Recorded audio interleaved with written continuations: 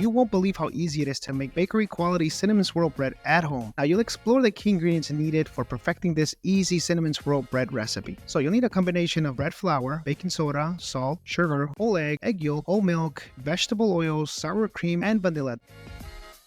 Our step 1 is going to be to mix all the dry ingredients together in a mixing bowl. So that would be bread flour, baking soda, and salt, minus the granulated sugar. We're going to set that aside for now. Now in a separate bowl, we're going to mix our wet ingredients. So that will be whole milk, vegetable oil, sour cream, 1 whole egg, 1 egg yolk, and a little bit of vanilla. Now let's start by preheating our oven to 350 degrees, spray down our baking pan, or you can just butter up a pan. Now the first thing we're going to do is make our cinnamon sugar and cocoa powder mix. To quickly make this, we're going to mix together granulated sugar, cinnamon, and cocoa powder mix. We're going to mix this together and then we're just going to set it aside for now. Now to end this part, we're going to mix our granulated sugar with about 1/4 cup of whole milk. We're just going to add enough milk to make this smooth, and then we're going to just set it aside for now. It should look runny like this. In our separate bowl, we're going to add all of our dry ingredients. That's going to start with 2 cups of bread flour, half a teaspoon of fine sea salt, 1 teaspoon of baking soda, and we're going to just mix these together really well. Then place this bowl to the side for now. In our separate bowl now, we're going to mix together all of our wet ingredients. So we're going to start with 2/3 cups of whole milk, 1/3 cup of vegetable oil, 1/3 cup of room temperature sour cream, 1 egg,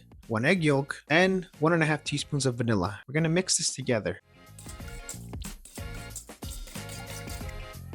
Our next step is going to be to add our wet mix to our dry mix. Once we add this like this, we're going to just whisk this together. From this part, you're going to continue to mix this together for a few more minutes. It'll take roughly 2 to 4 minutes. The batter will start a little bit thick, then it'll thin out as it goes. Towards the end of it, we're going to add our sugar and milk mixture to it. We add this at the end because in the past when I've baked this, I noticed that there was random pockets of bread that were sweet and some that weren't as sweet as others. Then when I did this, the bread came out sweet evenly across. Now let's add that sugar and milk mixture now to it, and then we're going to whisk it a little bit more. We'll keep whisking this a little bit more until we get the right thickness that we're looking for this batter. As you can see, it's starting to get a little thinner and thinner, and that's kind of what we're looking for. Your batter should look pretty runny like this. Now to start making our bread, we're going to grab our buttered pan. We're going to add a little bit of that cinnamon sugar and cocoa powder mix to the bottom, just a little bit. As you can see here, I'm just spreading it all over the pan, trying to get as much area as I possibly can.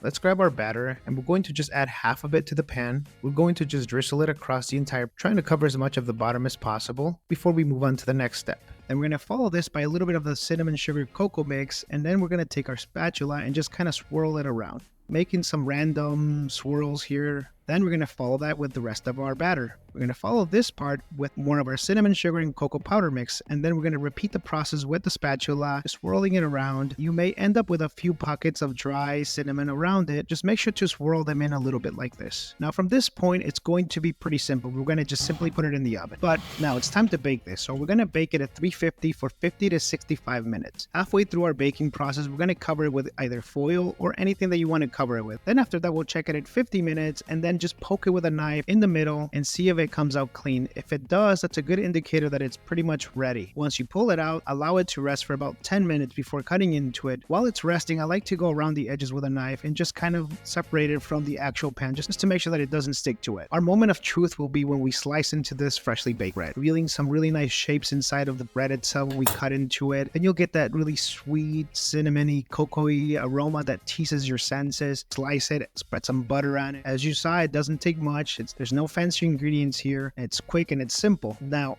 don't forget to check out my other baking videos, and I have more baking videos coming very soon. Leave a comment below, share this video if you find it useful for somebody else, and let me know if you gave it a try.